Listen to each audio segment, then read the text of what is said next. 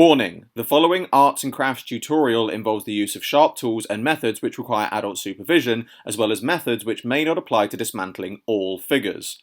Any attempts to copy what is seen in this video is done so at the viewer's risk and discretion, and I take no responsibility for any injuries to a person or persons, or damage caused to figures as a result of following this video.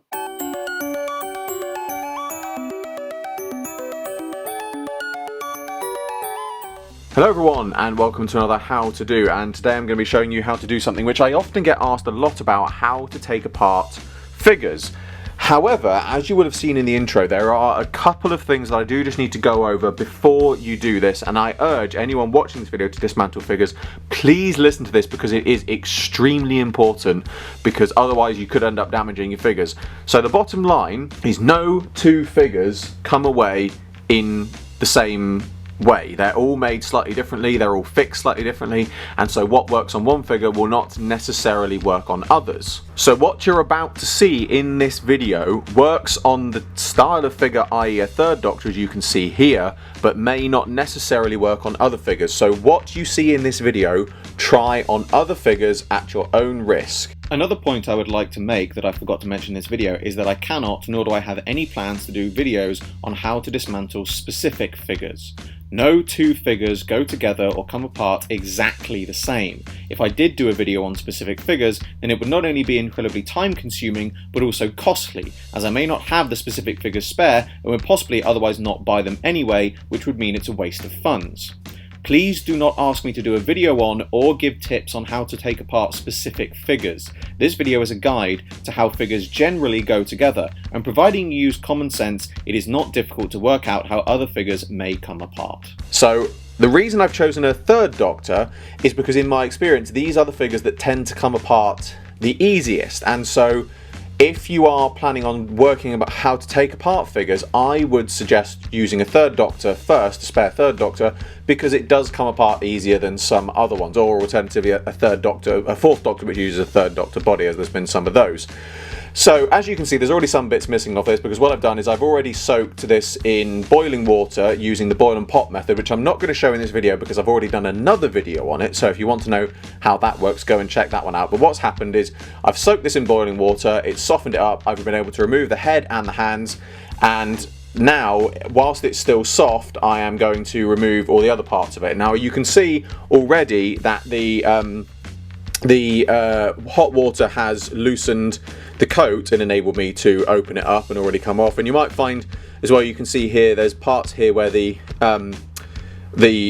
plastic of the coat might stick to the underpiece of it. So first things first, for this I am using a flat bladed screwdriver, which I'm just going to get under there and slowly and carefully, and it should come out fairly easy, there we go, lever out the center shirt piece, which has now come off. So the next thing is, again, while the coat is pliable, is to get the coat off, which can be still a little bit stiff at times because of the way the third Doctor figures. And it's done something else which I was hoping it would do, which I can show you. And this is another reason why I chose the third Doctor figure, is you might sometimes find once you've soaked them in plastic, you get something like this, where you get a split, where the actual body starts to split and come apart, because that makes it a lot easier actually to get in there and open it up. So obviously the other thing as well, just while I'm talking about the boil and pop, which I'm not going to do, but another thing the boil and pop is good for is also removing the legs. They will fairly easily come off now, so if you want to completely dismantle them. But for this, what I'm going to do, there are several methods you can do, but if you've got a crack like this is what I would recommend doing, is get the flat blade of the screwdriver in there, and then once it's in fairly well, is to turn it so it does open it up slightly. Now, to save time, I'm gonna do the quick method, I call it. But what you can then do is, providing the gap doesn't close as it hasn't here, is then get a screwdriver or something in the other side and gently lever it up, which is taking its time. You've got to be careful, and I'll show you why. So as you can see, it also starts to split on the side, so another option, in fact I'll do that because it might help separate it out a bit more, is to get it in there, and if I'm very careful now, it's so close, it's nearly there. So you might find it sticks on one side more than the other, so let's tick. There we go. So what you can now, bloody cars, what you can now see in here is you can see the open body, and what the thing that sticks the most are these central pins, which you can see have snapped off because of the weakened plastic, but obviously it does still go back together, so it's not a problem. But now I've done that, it's easy to open it up as well. And there you actually basically have your figure in parts. It's fairly simple.